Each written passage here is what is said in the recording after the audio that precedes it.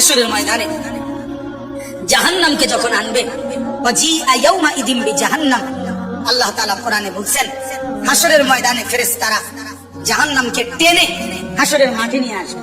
এই যে এখানে যেরকম আমরা বসছি, মনে করেন এখানে আছে, আইনে দাঁড় করা, ঠিক এরকম টেনে আনবে। 70,000 আগুনের শিকল দিয়া বেঁধে জাহান্নামকে আনা হবে। 70,000 আগুনের শিকল, এক একটা শিকলের মধ্যে 70,000 আংটা, ওই যে কড়া শিকল বানায় কি দিয়া, কড়া একটা একটা লাগাইয়া না, এক একটা শিকলে 70,000 কড়া, এক একটা কড়া 70,000 ফেরেশতা ধরবে। এবার কত কোটি আপনি গণেন, আমার সময় নাই। কোটি কোটি ফেরেশতা টেনে আনবে, আর জাহান্নাম তার একটা বিকট চিৎকার দিবে।